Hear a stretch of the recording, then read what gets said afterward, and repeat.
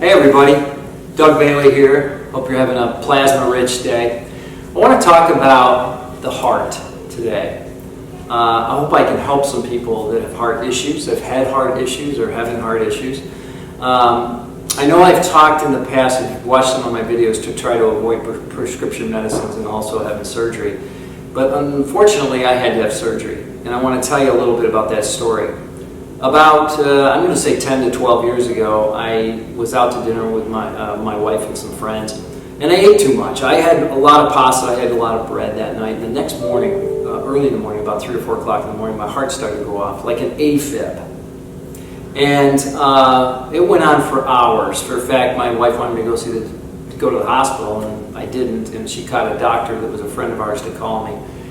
And he called and he said, look, if you're not going to go to the hospital, and because I felt like it was gonna resolve itself, because I've never had this problem before. I just felt like it was gonna come back. He said, I want you to, if you've got in your house any potassium, I want you to take 200 or 300 milligrams of potassium.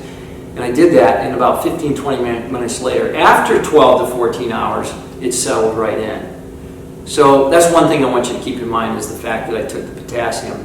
But I also want you to know that it didn't end there. So I went like this for another year, where every 30 days my heart would go off and I put some potassium in, and it would help resolve the problem. And then finally my wife, put the hammer down and says, you got to go see a doctor. Because it was pretty serious, and I know that. Plus there's some dangers of strokes if your heart goes off too much. So, and I didn't have a racing heart at the time, I just had the AFib. And so I did. I went to the doctor, and he prescribed some things that as he would do. I went to the cardiologist, tried to give me some heart medicines to help it settle down, and they didn't seem to work.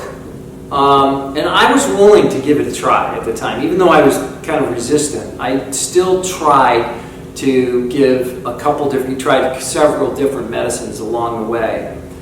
And along the way, I found some other things that helped my heart. Like, for instance, I learned about the vagus nerve, or the vagus nerve, some people call it, that goes all through the body, and it runs right around the neck. If you rub your neck, your heart will start to settle in a little bit. Well, that was happening with me. So I noticed a few things. I noticed that it was stress, and it could be that when I worked out hard, or it could be when I overstressed my body with food, that my heart would go off. So it kind of made me think, why can't I resolve this without medicines and without surgery?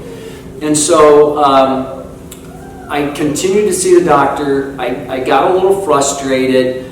I still tried for years. I'm going to say it went on for about 5 or 6 years before I said to him, look, something's got to change here. Something's got to be a little different. And he set me up. I'm going to tell you another thing that was kind of interesting. He did do a couple good things. He set me up with his nurse, who said, after listening to my story, he said, I want you to read a book.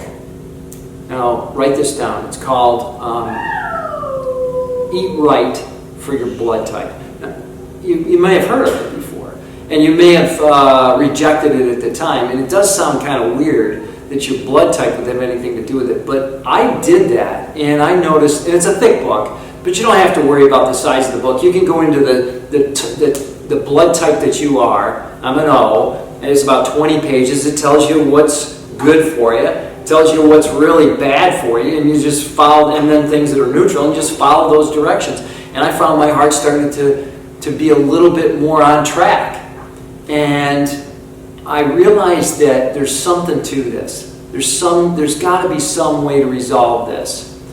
And so I did everything I could. It still got worse. And my circulatory system, my digestive system, I did everything to look at what I could do to better take care of how the blood circulated through the body and take care of my heart. And unfortunately, I had to go to the next step, and that was surgery. So I haven't talked about the actual surgery that I had. I had a friend of mine who came to me and talked to me about cardiac ablation, which he had 20 years prior to this, and he said I had really good success with that. So I went to my doctor. Let me tell you what cardiac ablation is.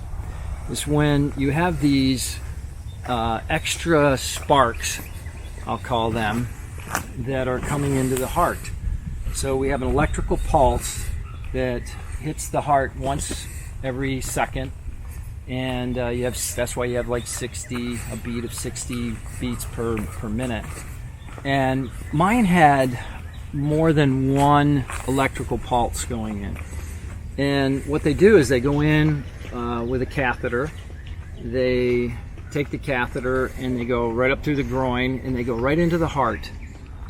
And you don't even really feel it, because the surgery was 3 hours long, and I woke up and it didn't even affect me. My heart was beating normally after that. And cardiac ablation is something that I talked to my doctor about, and he wouldn't go for it. My cardiologist actually wouldn't have anything to do with it, and I think I know why. I think it was probably because he would lose me as a customer.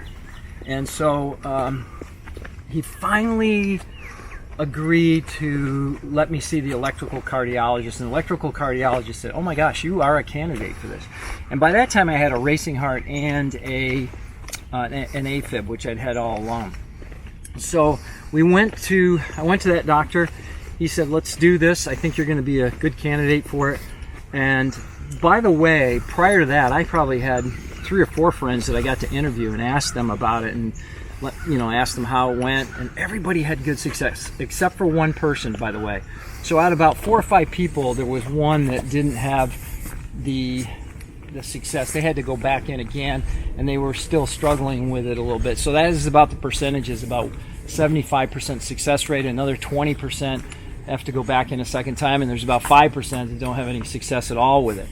But if you're finding that you got AFib or you have a racing heart, I want you to think about this.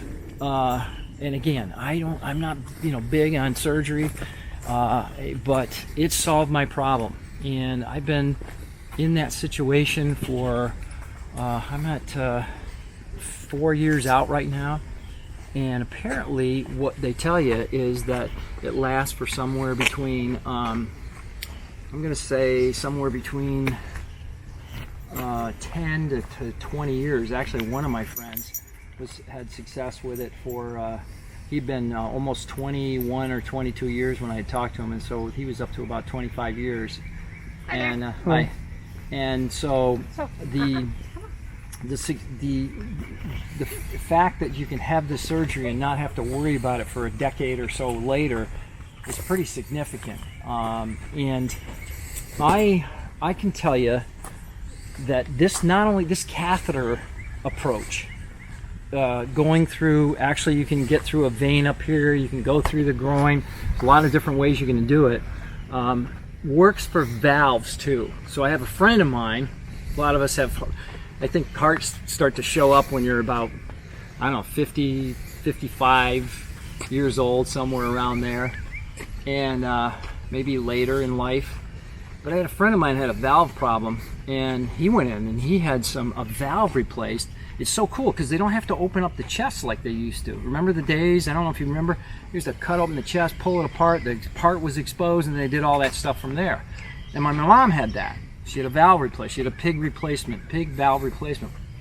And so these days they can go in and you again, they go up through I want to say a vein. I'm not sure exactly how it's done, but they use a catheter, and they can plop a valve in there. And so what you have to do though, you have to make sure you've got the right doctors. I've learned that my cardiologist was good, so I don't want to take anything away from him, but I had to push. I had to keep looking at things. I had to keep looking at my diet, my mineral intake. I think that's going to be an important issue for you. Is you want to make sure that you're taking, even afterward, they're going to put you on maybe some type of blood thinner afterwards. I'm off the blood thinner because I want to make sure if I can do it without a blood thinner, I want to do that.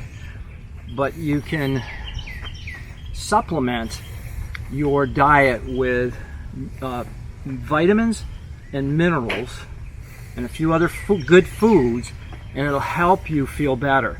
And just keep in mind that you have just check with the doctor and see what he says.